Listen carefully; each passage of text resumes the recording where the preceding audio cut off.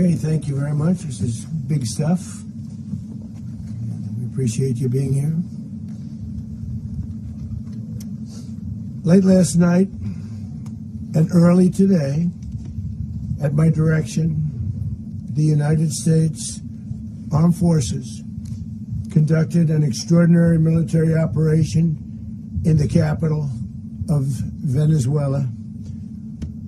Overwhelming American military power, air, land, and sea, was used to launch a spectacular assault. And it was an assault like people have not seen since World War II. It was a force against a heavily fortified military fortress in the heart of Caracas to bring outlaw dictator Nicolas Maduro to justice. This was one of the most stunning, effective, and powerful displays of American military might and competence in American history. And if you think about it, we've done some other good ones, like the attack on Soleimani, the attack on al-Baghdadi, and the obliteration and decimation of the Iran nuclear sites just recently in an operation known as Midnight Hammer. All perfectly executed and done. No nation in the world could achieve what America achieved yesterday, or frankly in just a short period of time. All Venezuelan military capacities were rendered powerless as the men and women of our military, working with U.S. law enforcement, successfully captured Maduro in the dead of night. It was dark. The lights of Caracas were largely turned off due to a certain expertise that we have. It was dark, and it was deadly. But captured along with his wife, Celia Flores, both of whom now face American justice. Maduro and Flores have been indicted in the Southern District of New York, Jay Clayton, for their campaign of deadly narco-terrorism against the United States and its citizens. I want to thank the men and women of our military who achieved such an extraordinary success overnight with breathtaking speed, power, precision, and competence. You rarely see anything like it. You've seen some raids in this country that didn't go so well. They were an embarrassment. If you look back to Afghanistan, or if you look back to the Jimmy Carter days, they were different days. We're a respected country again, like never before.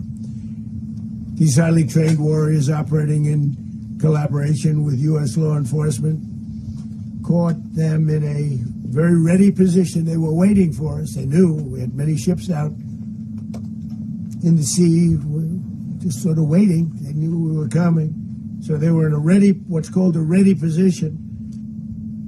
But they were completely overwhelmed and very quickly incapacitated. If you would have seen what I saw last night, you would have been very impressed. I'm not sure that you'll ever get to see it, but it was an incredible thing to see. Not a single American service member was killed, and not a single piece of American equipment was lost. We had many helicopters, many planes, many people involved in that fight. But think of that, not one piece of military equipment was lost, not one service member was, more importantly, killed. The United States military is the strongest and most fearsome military on the planet by far. With capabilities and skills our enemies can scarcely begin to imagine. We have the best equipment anywhere in the world. There's no equipment like what we have, and you see that even if you just look at the boats. You know, we've knocked out 97% of the drugs coming in by sea. 90%. Each boat kills on average, 25,000 people. We knocked out 97%. And those drugs mostly come from a place called Venezuela. We're going to run the country until such time as we can do a safe, proper, and judicious transition. So we don't want to be involved with having somebody else get in, and we have the same situation that we had for the last long period of years. So we are going to run the country until such time as we can do a safe, proper, and judicious transition. And it has to be judicious, because that's what we're all about.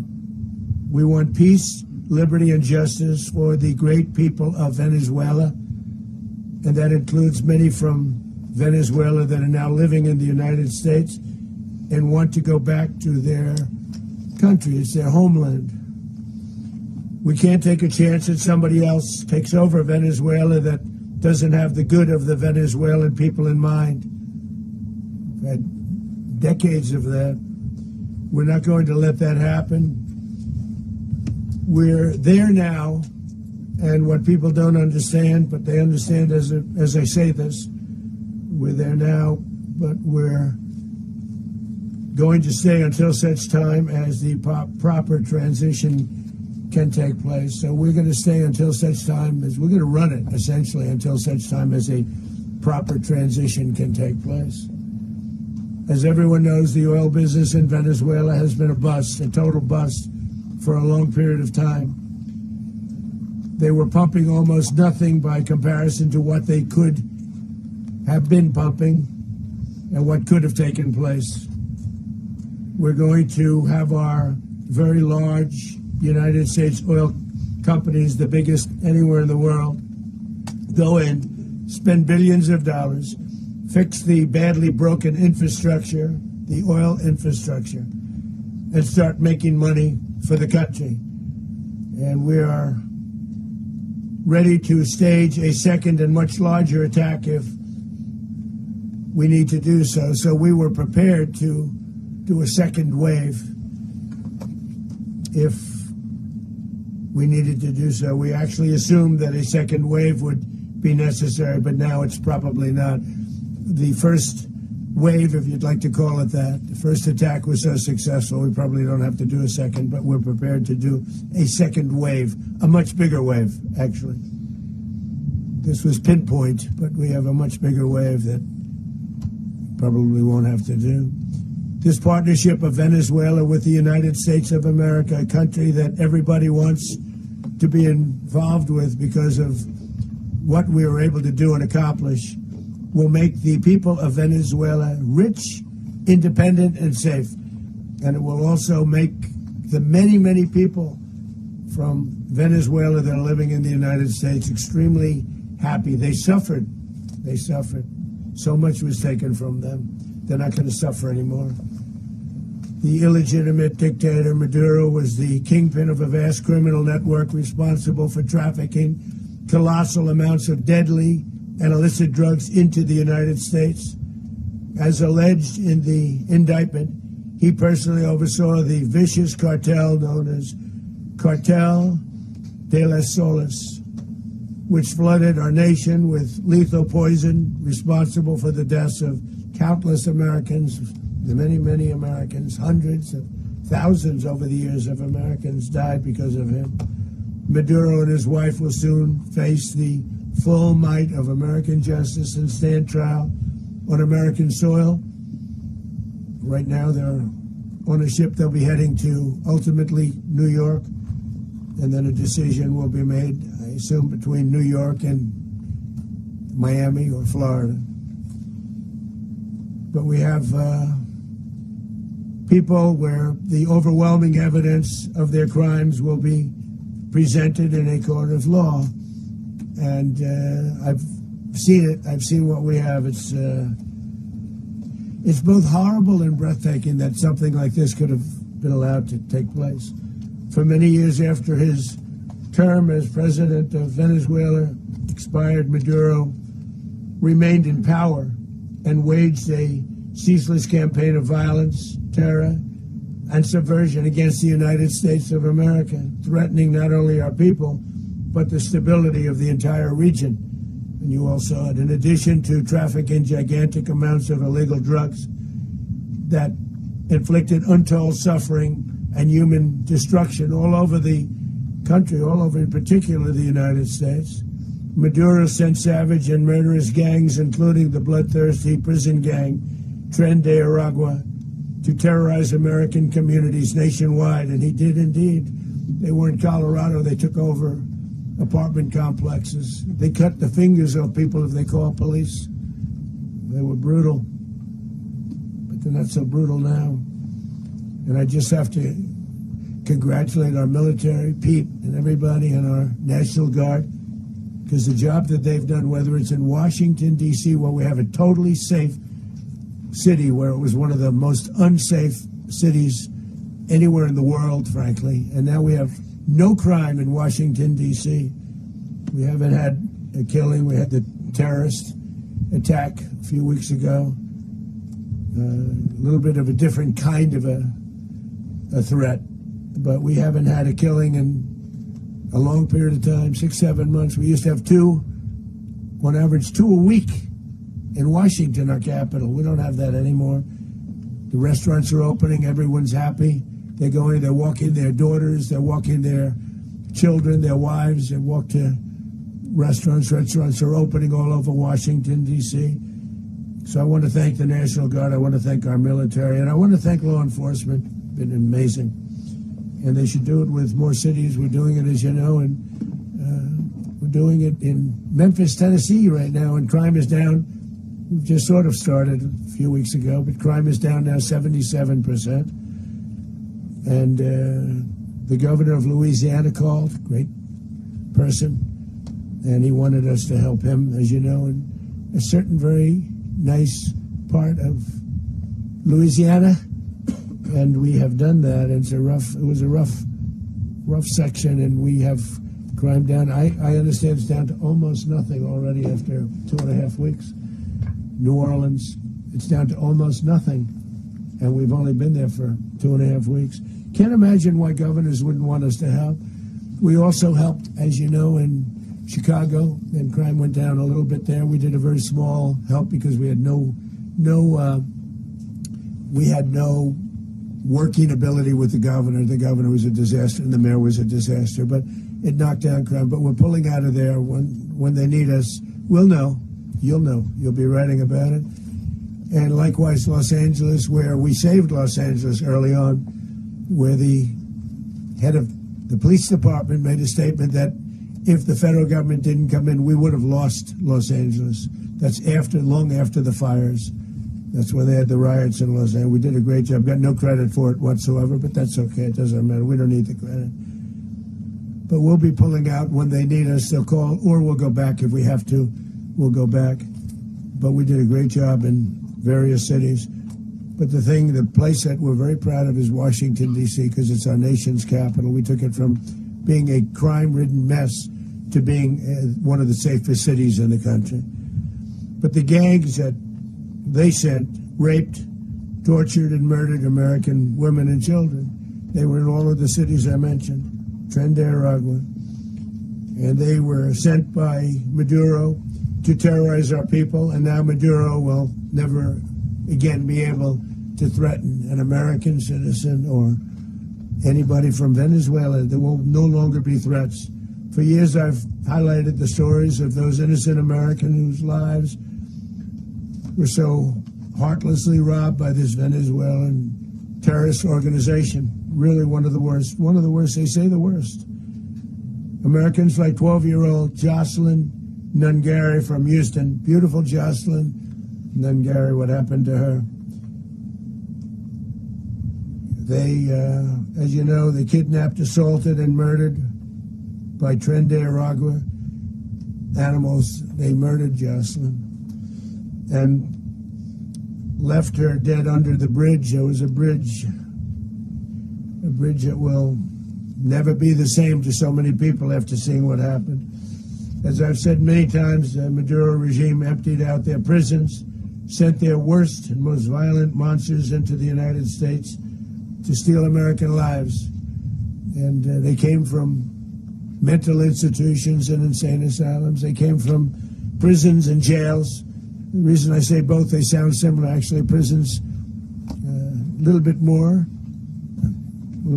hostile, a little bit tougher. A mental institution isn't as tough as an insane asylum, but we got them both. They sent from their mental institutions, they sent from their jails, prisons. They were drug dealers, they were drug kingpins, they sent everybody bad into the United States. But no longer, and we have now a border where nobody gets through. In addition, Venezuela unilaterally seized and stole American oil, American assets, and American platforms, costing us billions and billions of dollars. They did this a while ago, but we never had a president that did anything about it. They took all of our property. It was our property. We built it. And we never had a president that decided to do anything about it. Instead, they fought wars that were 10,000 miles away. We built Venezuela oil industry with American talent, drive, and skill, and the socialist regime stole it from us during those previous administrations, and they stole it through force. This constituted one of the largest thefts of American property in the history of our country. Considered the largest theft of property in the history of our country. Massive oil infrastructure was taken like we were babies, and we didn't do anything about it. I would have done something about it. America will never allow foreign powers to rob our people or drive us back into and out of our own hemisphere. That's what they did. Furthermore, under the now deposed dictator Maduro, Venezuela was increasingly hosting foreign adversaries in our region and acquiring menacing offensive weapons that could threaten U.S. interests and lives. And they used those weapons last night. Potentially in league with the cartels operating along our border. All of these actions were in gross violation of the core principles of American foreign policy, dating back more than 2 centuries, and not anymore. All the way back, it dated to the Monroe Doctrines, and the Monroe Doctrine is a big deal, but we've superseded it by a lot. By a real lot. They now call it the Monroe document. I don't know. It's Monroe Doctrine. We sort of forgot about it. It was very important, but we forgot about it. We don't forget about it anymore. Under our new national security strategy, American dominance in the Western Hemisphere will never be questioned again. Won't happen. So just in concluding, for decades, other administrations have neglected or even contributed to these growing security threats in the Western Hemisphere. Under the Trump administration, we are reasserting American power in a very powerful way in our home region. And our home region is very different than it was just a short while ago. The future will be, and we did this in my first term. We had great dominance in my first term, and we have far greater dominance right now. Everyone's coming back to us. The future will be determined by the ability to protect commerce and territory and resources that are core to national security. These are core to our national security. Just like tariffs are, they've made our country rich, and they've made our national security stronger than ever before. But these are the iron laws that have always determined global power. And we're going to keep it that way. We will secure our borders. We will stop the terrorists. We will crash the cartels, and we will defend our citizens against all threats, foreign and domestic. Other presidents may have lacked the courage or whatever to defend America, but I will never allow terrorists and criminals to operate with impunity against the United States. This extremely successful operation should serve as warning to anyone who would threaten American sovereignty or endanger American lives. Very importantly, the embargo on all Venezuelan oil remains in full effect.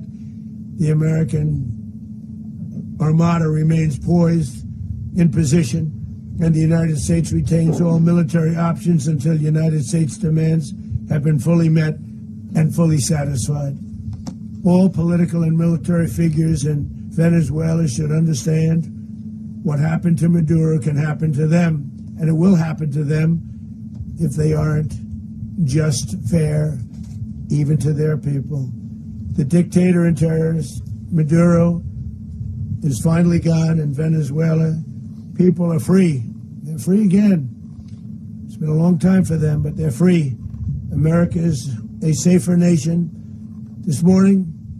It's a prouder nation this morning because it didn't allow this horrible person and this country that was doing very bad things to us.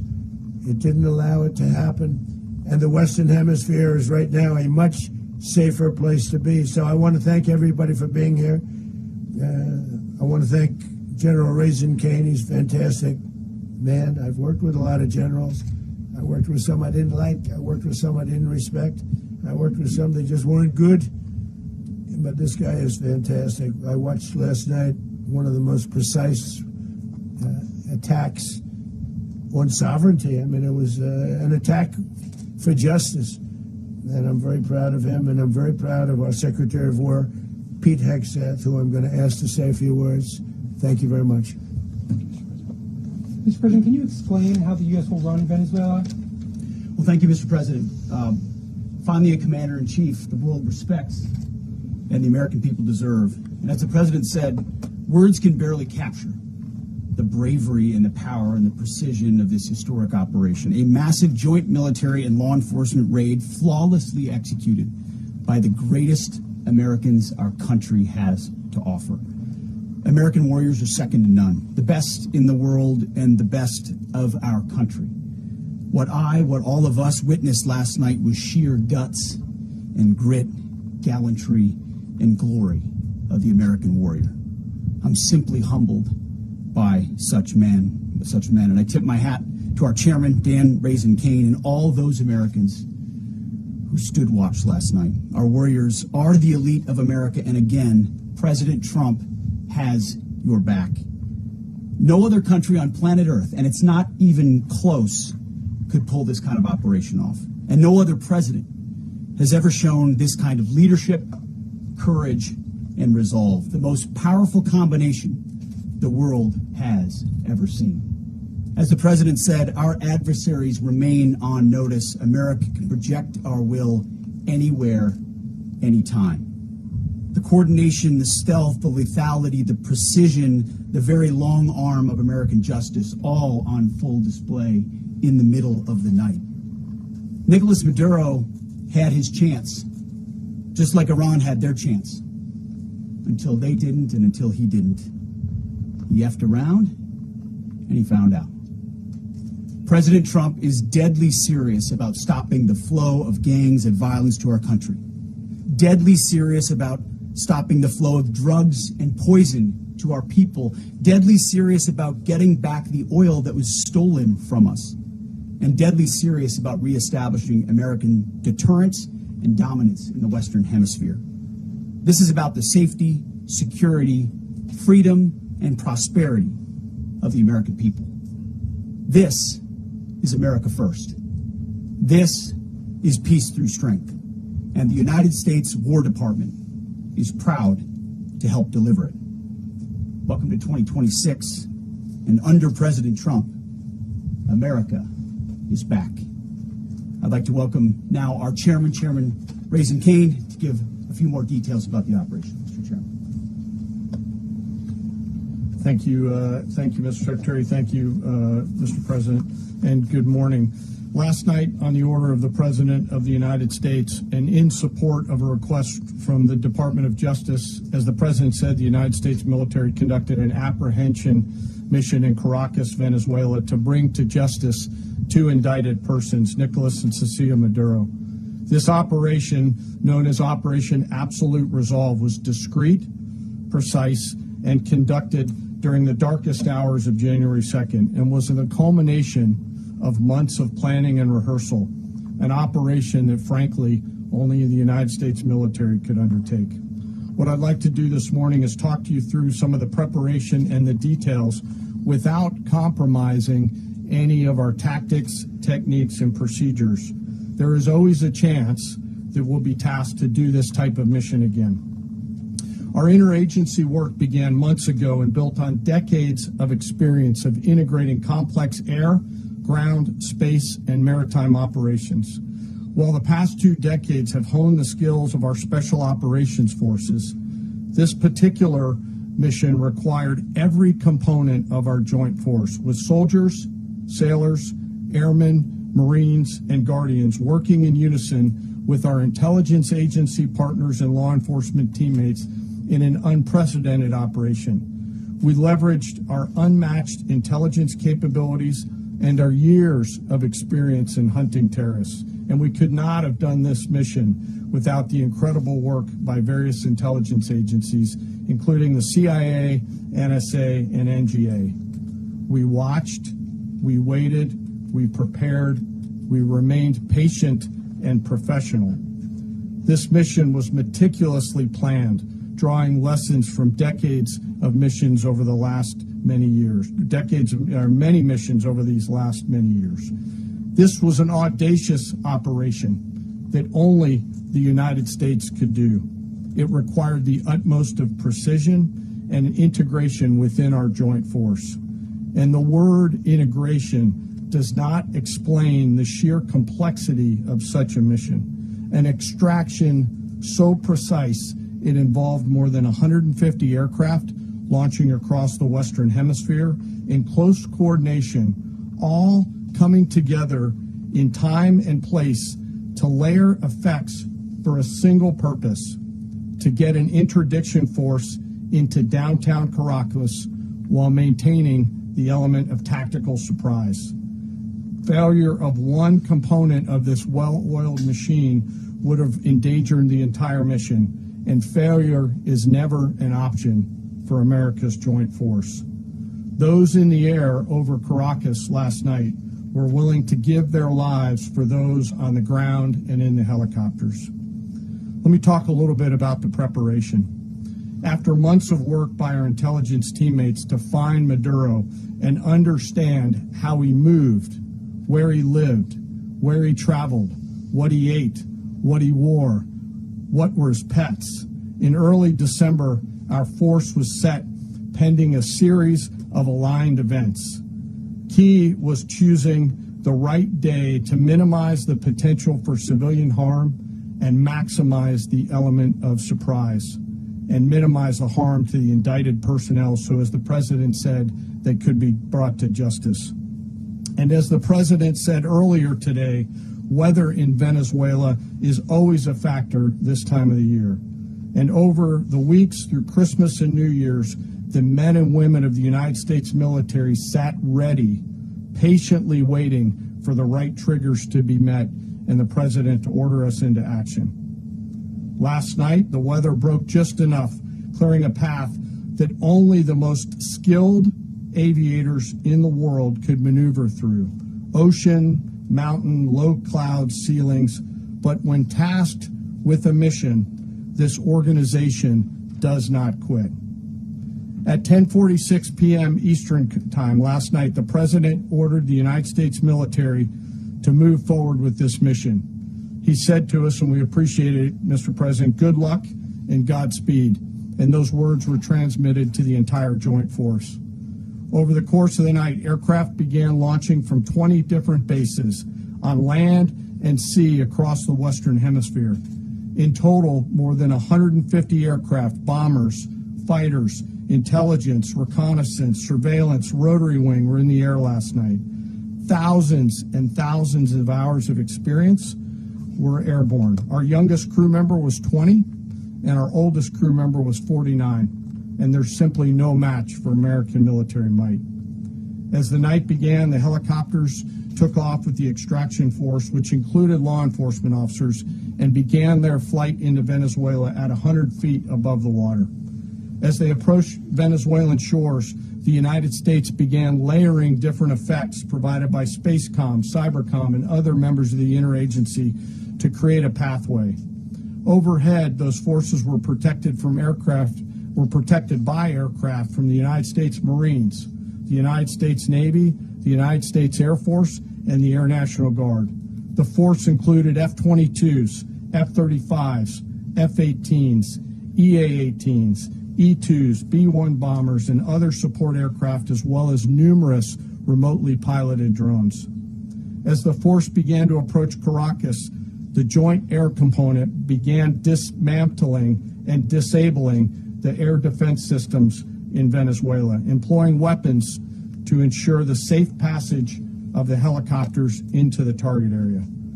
The goal of our air component is, was, and always will be to protect the helicopters and the ground force and get them to the target and get them home. As the force crossed the last point of high terrain where they'd been hiding in the clutter, we assessed that we had maintained totally the element of surprise. As the helicopter force ingressed towards the objective at low level, we arrived at Maduro's compound at 1:01 a.m. Eastern Standard Time, or 2:01 a.m. Caracas local time, and the apprehension force descended into Maduro's compound and moved with speed, precision, and discipline towards their objective and isolated the area to ensure the safety and security of the ground force while apprehending the indicted persons. On arrival into the target area, the helicopters came under fire, and they replied with that fire with overwhelming force and self-defense.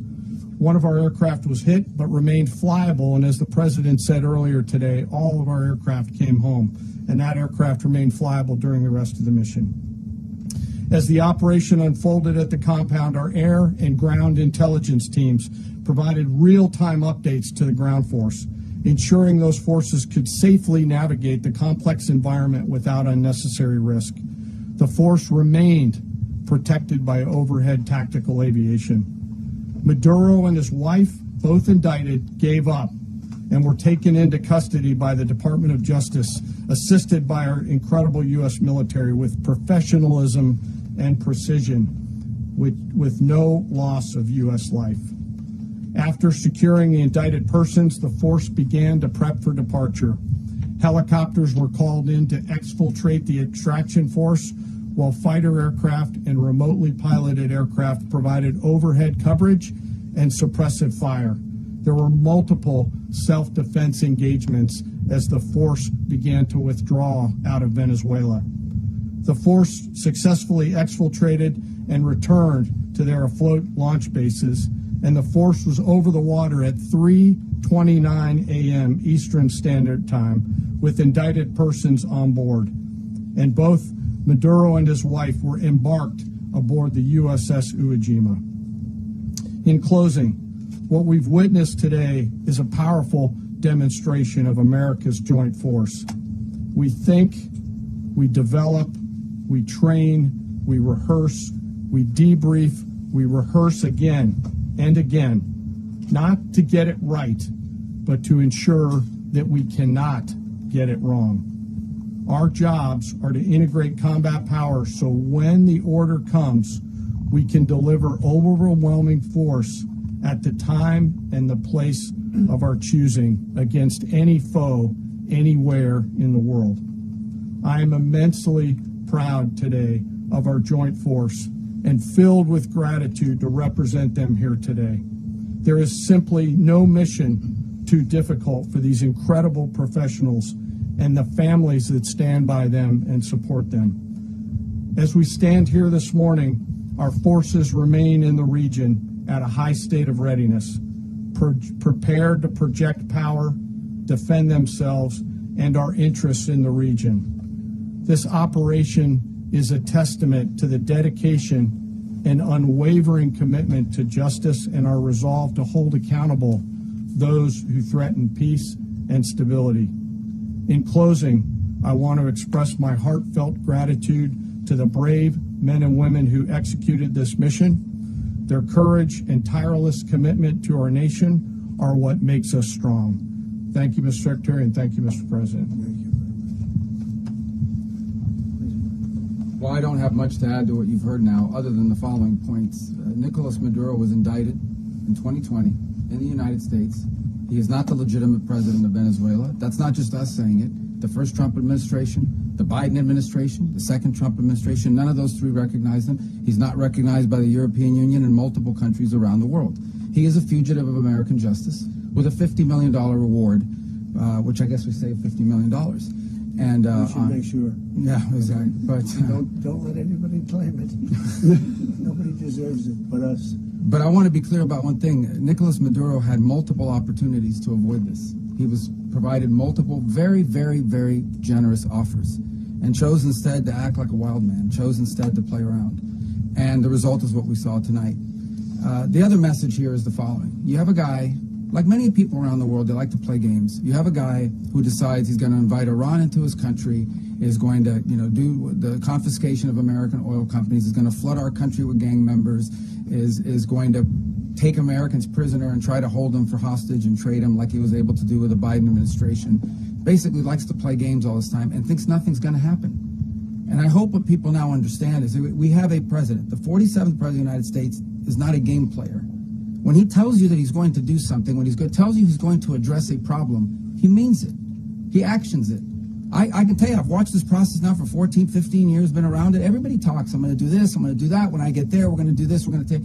This is a president of action. Like, I don't understand yet how they haven't figured this out. And now, if you don't know, now you know. Because this is the way it's going to play out. And I think people need to understand that this is not a president that just talks and does letters and press conferences. And, if he says he's serious about something, he means it. And this is something that was a direct threat to the national interest of the United States. And the president addressed it. This is a president of peace, by the way. I told you what I just said earlier. This guy had multiple opportunities to find his way somewhere else and figure out another. He could have been living somewhere else right now very happy. But instead, he wanted to play big boy. And so now, he's got other sets of problems on his hands. And but I think the message here should be for the world. Look, the president doesn't go out looking for people to pick fights with. He's not generally wants to get along with everybody. We'll talk and meet with anybody. But don't play games. Don't play games with this president's in office because it's not going to turn out well. And so I hope that, I guess that lesson was learned last night, and we hope it'll be instructive moving forward. Is that a message for Cuba? Mr. President. Mr. President. Mr. President. You said that the U.S. is going to run Venezuela. So who's in power right now? Well, we're going to be running it with a group, and we're going to make sure it's run properly. We're going to rebuild the oil infrastructure, which will cost billions of dollars. It'll be paid for by the oil companies directly.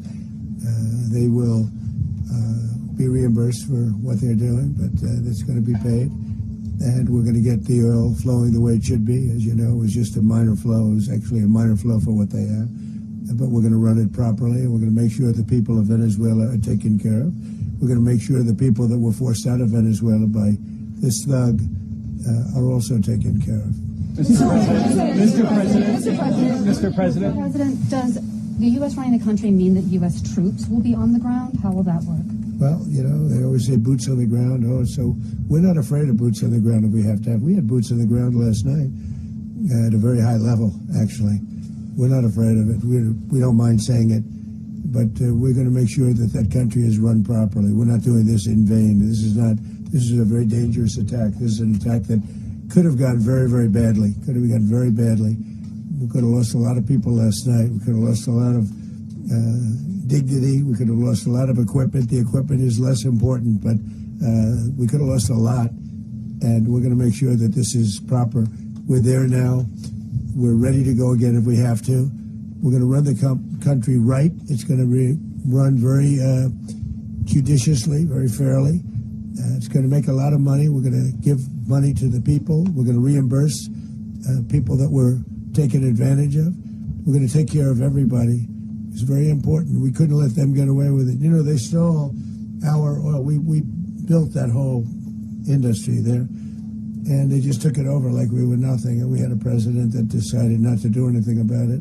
So we did something about it. We're late, but we did something about it. Yeah, please. Mr. President, can you explain the exact mechanism by which you're going to run the country? Are you going to designate a U.S. official to coordinate? It's all being done right now. We're designating people. We're talking to people. We're designating various people, and we're going to let you know who those people are. Mr. President. What's the group you mentioned that would run Venezuela? Well, it's largely going to be, for a period of time, the people that are standing right behind me. We're going to be running it. We're going to be bringing it back. It's a dead, I talk about a dead country.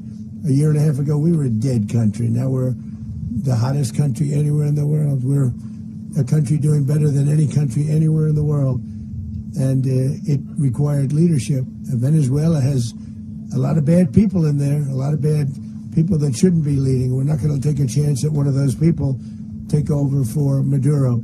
So you can look at, and others, we have fantastic people, including people in the military. So we're going to have a group of people running it until such time as it can be put back on track, make a lot of money for the people, and give people a great way of life, and also reimbursement for people in our country that were forced out of Venezuela. Rubio would be. You said earlier today that you weren't going to back Machado to come back and be the opposition leader in your Fox and Friends interview. And then you also mentioned the vice president of Venezuela. Are you going to work with the vice president of Venezuela, or how do you foresee the relationship Well, I going? understand she was just sworn in, but she was, as you know, picked by Maduro.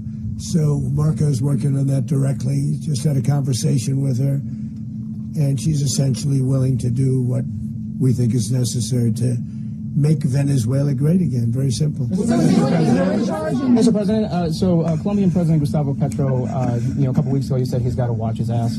And today he said he's not concerned about anything happening to him in the aftermath of this operation. So just what your message is Well, about he that. has cocaine mills. He has factories where he makes cocaine.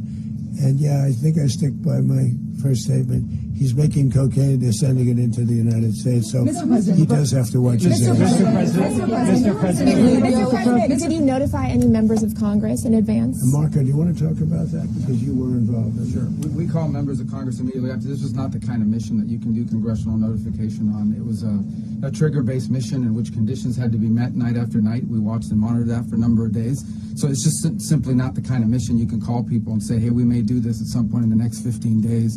But it's largely a law enforcement function. Remember, at the end of the day, at its core, this was an arrest of 2 indicted fugitives of American justice, and the Department of War supported the Department of Justice in that job. Now, there are broader policy implications here, but it's just not the kind of mission that you can pre-notify because it endangers the mission. If I could add one thing to that. Congress has a tendency to leak. This would not be good. If they leaked, General, I think it would have been maybe a very different result. But I have to say, they knew we were coming at some point, you know. We had a lot of ships out there. They sort of knew we were coming. But Congress will leak, and we don't want leakers. Mr. President. You were one of the only people to watch this all play out live. What was Maduro doing when the U.S. forces entered what I assume would be his home? And also, was there any point where the U.S. was considering if Maduro pushed back or resisted killing Maduro? It could have happened. It could have happened. He was trying to get into a safe place. You know what a safe place is, all steel. And he wasn't able to make it to the door because our guys were so fast. They went through the opposition so fast. And there was a lot of opposition. You know, people were wondering, did we get them by surprise? Sort of surprised, but they were waiting for something. It was a lot of opposition. There was a lot of gunfire. You saw some of it today. But he was trying to get to a safe place, which wasn't safe because we would have had the door blown up in about 47 seconds, they say on average, regardless of how thick the steel was. It was a very thick door. It was a very heavy door, but he was unable to get to that door. He made it to the door. He was unable to close it. So where's Maduro going to be? Go ahead, finish. Where is Maduro going to be in the time being right now? Do you know his exact Well, whereabouts? eventually, ultimately, in the near future, he's going to be brought to New York. And where is he going to be held? Where is he going to be held in New York? Do you know? That's going to be up to the officials that do these things. Mr. President, the U.S. has something of a mixed track record of ousting dictators without necessarily a plan for what comes afterwards. Not with Did me, that weigh on your decision Well, that's when we making? had different presidents, but with me, that's not true. With me, we've had a perfect track record of winning. We win a lot, and we win. If you look at Soleimani, you look at al-Baghdadi, you look at the Midnight Hammer. Midnight Hammer was incredible. Right now, you wouldn't have peace in the Middle East. We have essentially peace in the Middle East because of that. If we weren't successful with Midnight Hammer, you wouldn't have peace in the Middle East. So, with me, you've had a lot of victory. You've had only victories. You've had no losses. Yeah. Mr. President, can you? How long do you expect the U.S. to run Venezuela, and how soon do you want the Venezuelan people to hold elections? So I'd like to do it quickly, but it takes a period of time. You know, we're rebuilding. We have to rebuild their whole infrastructure. The infrastructure is rotted. it's actually very dangerous. It's a blow-up territory. Oil is very dangerous. It's a very dangerous thing to take out of the ground. It can kill a lot of people. It has killed a lot of people doing just that. The infrastructure is old. It's rotted. Much of it is stuff that we put there 25 years ago, and we're going to be replacing it. And we're going to take a lot of money out so that we can take care of the country. Are you saying that Secretary Rubio and Mr. President, China, Russia, and Iran have interests in Venezuela. How does this operation affect your relationships with them when it comes to the oil and drugs? In terms of China and Russia, Russia when we get things straightened out. But in terms of other countries that want oil, we're in the oil business. We're going to sell it to them. We're not going to say we're not going to. In other words, we'll be selling oil probably in much larger doses because they couldn't produce very much because their infrastructure was so bad. So we'll be selling large amounts of oil to other countries, many of whom are using it now, but I would say many more will come. Are you saying that, Mr. President, are you saying that? Mr. President, thank you. What is your message to the people of Venezuela today? Of course, the civilian population specifically, they have a lot of questions. What is your message to the people of Venezuela? That you're going to have peace, justice. You're going to have some of the riches that you should have had for a long period of time was stolen from you. But you're going to have peace and you're going to have safety. You're going to have justice. You're going to have a country. You're going to have a real country. You're going to have potentially a great country. You know, if you go back 20 years, maybe even a little longer ago, that was a great country. And they destroyed it. Remember I said that if we lose this election, the United States will be Venezuela on steroids. That's what would have happened. Had we lost the election, the 2024 election, we suffered so badly. When you look at the border from 2020, what they did, what Joe Biden administration did to our country should never be forgotten. But if we had to go through another year of that, we would be exactly where Venezuela was in terms of, I used to say, if they win, we're going to be Venezuela on steroids, and that's what would have happened. President, thank you. Are you saying that Secretary Hegseth and Rubio are going to be running Venezuela, and will you be sending in U.S. military troops to provide? They're going to be a team that's working with the people of Venezuela to make sure that we have Venezuela right. Because for us to just leave, who's going to take over? I mean, there is nobody to take over. You have a vice president who's been appointed by Maduro. And right now she's the vice president, and she's, I guess, the president. She was sworn as president just a little while ago. She had a long conversation with Marco, and she said, we'll do whatever you need. I think she was quite gracious, but she really doesn't have a choice. We're going to have this done right. We're not going to just do this with Maduro, then leave like everybody else, leave and say, let it go to hell. If we just left, it has zero chance of ever coming back. We'll run it properly. We'll run it professionally. We'll have the greatest oil companies in the world go in and invest billions and billions of dollars and take out money, use that money in Venezuela.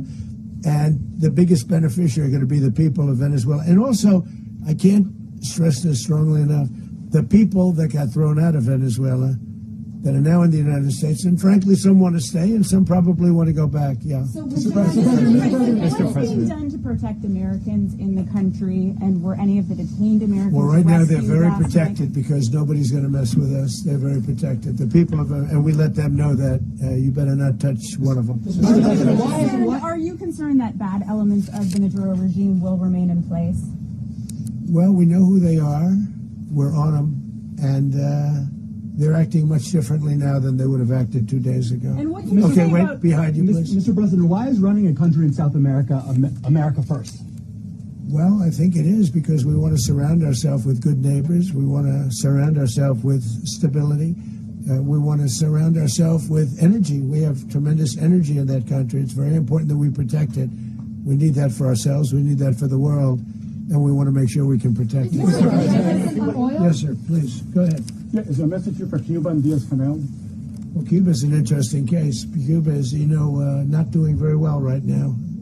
That system has not been a very good one for Cuba. The people there have suffered for many, many years. And I think Cuba is going to be something we'll end up talking about because Cuba is a failing nation right now, very badly failing nation. And we want to help the people of it's very similar in the sense that we want to help the people in Cuba, but we want to also help the people that were forced out of Cuba and living in this country. Do you want to say something about that, Marco, please? Well, I mean, I just gave you a statement a few minutes ago about, when the president speaks, you should take him seriously. So suffice it to say, Cuba is a disaster. It's run by incompetent, senile men, and in some cases, not senile, but incompetent nonetheless. It has no economy. It's in total collapse. And by the way, they were, all the guards that helped protect Maduro, this is well known, their whole spy agency, all that were full of Cubans. I mean, it's amazing. This poor island took over Venezuela in some cases. One of the biggest problems that Venezuelans have is they have to declare independence from Cuba. They tried to basically colonize it from a security standpoint. So, yeah, look, if I lived in Havana and I was in the government, I'd be concerned, at least a little bit. Cutting off the oil flow to Cuba from Venezuela? Well, the president already announced a week ago that anything that's sanctioned oil, it's not going to be allowed to get there. So that's an The answer is yes. Mr. President. Is the U.S. aware of the location of opposition leader Machado, and have you been in contact with her? No, we haven't. Mr. President, on Monday. I think it would be very tough for her to be the leader. She doesn't have the support within or the respect within the country. She's a very nice woman, but she doesn't have the respect. Mr. President, is it possible that the U.S. ends up administrating Venezuela for years? Well, it won't cost us anything because the money coming out of the ground is very substantial, so it's not going to cost us anything. So the U.S. isn't going to dedicate money to... Well, we want safety there. We want to be surrounded by countries that aren't housing all of our enemies all over the world. That's what was happening, and you don't want to have that. But we're going to be rebuilding, and we're not spending money. The oil companies are going to go in. They're going to spend money. We're going to take back the oil that, frankly, we should have taken back a long time ago. A lot of money is coming out of the ground. We're going to get reimbursed for all of that. We're going to get reimbursed for everything that we spend. So it's going to be a very important. This is a very big evening that took place last night. We have to be surrounded by safe, secure countries, and we also have to have energy. Very important. We have to have energy that's real energy, not where they're getting 4% and 5% of the energy out of the ground. You take a look, it was such a disaster. So what's going to happen with Venezuela, I think, over the next period of a year is going to be a great thing. And the people of Venezuela will be the biggest beneficiaries. Mr. President, U.S. military. Mr. President, thank you. What did you last speak to Maduro about when you spoke? And is the Well, I don't want to get into the conversations, but I did have conversations with him, and I said, you got to surrender. And I actually thought he was pretty close to doing so, but now he wished he did, yeah. Mr. President, can you explain, you said that Maduro is responsible for drug trafficking. You recently pardoned the former president of Honduras who was convicted of many drug trafficking. Can you explain how these two situations are different? And would you ever pardon Maduro? I endorsed, as you know, the winning president, the man who won in Honduras. I endorsed the man who won in Chile. I endorsed the man who won in Argentina. And we are doing very well with that whole group. What the man that I pardoned was, if you could equate it to us, he was treated like the Biden administration treated a man named Trump. That didn't work out too well for them. This was a man who was persecuted very unfairly. He was the head of the country. He was persecuted very unfairly. And there are a number of them. And we felt that it was a very unfair situation that happened to him. He's also a party member of the man who won. So obviously the people liked what I did. And one of the reasons that was done is because of the fact that the party in power felt very strongly that that man was treated very badly. I studied it very quickly, and then I studied it in great detail. I went to a lot of the people standing behind me, and they felt that that man was persecuted and treated very badly. That's why I gave him a pardon. Mr. President, you referenced boots on the ground earlier. Can you just sort of button this up? Do you envision the U.S. military having a presence in Venezuela as the U.S. runs that country? No, we're going to have a presence in Venezuela as it pertains to oil, because we have to have, we're sending our expertise in. So you may need something, not very much. But no, we're going to be taking out a tremendous amount of wealth out of the ground. And that wealth is going to the people of Venezuela and people from outside of Venezuela that used to be in Venezuela. And it goes also to the United States of America in the form of reimbursement for the damages caused us by that country. So I want to thank you all very much. Thank you. Do you have one? Yes, please. You were so nice before. I'm going to give you the final question. Go Thank ahead. you, Mr. Unless President. it's a bad question, in It's which about case I'll Putin. go one. It's about who? It's about Putin, if you want. About Putin. Well, that's Okay. always nice You had a to talk phone. about Putin. You had a phone call with him on Monday. Did he talk at all about Maduro? Did y'all talk about this? No, we didn't. And We then- never spoke about Maduro. Are you mad at him right now? I mean, there's this I'm not intelligence. thrilled with Putin. I'm not thrilled with Putin. He's killing too many people. There was that I intelligence. thought that would be so. I settled 8 1/4 war. You know what the 1/4 was? Thailand and Cambodia. I did it again. They broke out, and I did it in about 5 hours, and I settled it. I'm giving myself 1/4, so I'm up to now 8 1/4. In other words, I settled the war, but then they broke out. They had a pretty bad breakout over the last 4 days. I got them to go back to peace. So I only give 1/4. I thought the easiest one would be, one of the easier ones would be Russia, Ukraine. It's not. And they both have done some pretty bad things. And look, that's Biden's war. That's not my war. But I want to stop the lives. Did you see where last month, 30,000, it was 27,000 the month before. 30,000, mostly soldiers, were killed this last month. 30,000. I want to stop that. You know, I got NATO to pay 5% instead of the 2% that they weren't paying. They weren't paying 2, now they pay 5. And we send them a lot of munitions, we send them a lot of things, missiles and various other things, a lot. And they pay. The United States is not losing money. We're probably making money on that.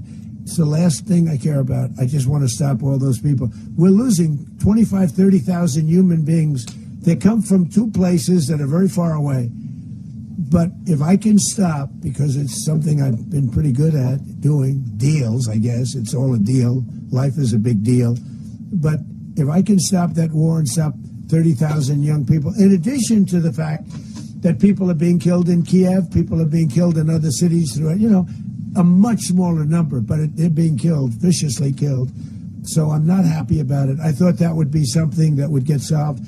We have Mr. Witkoff here. I think that we're making progress, but that's a war that should have never happened. If I were president, it would have never happened. Putin says it. Everybody says it. If I were president, that would have never happened. But I inherited that war. That was Joe Biden, Zelensky, and Putin. I came into the situation, and it's a mess. And I will say this. I watched an operation last night that was so precise, that was so brilliant. I mean, it was incredible. If we had our people, like this general, and our people involved, that war would not have gone on very long, that I can tell you. You told me That war, to use an old term, that war has become a bloodbath, and we wanted to get some. And you told me Thank you very much.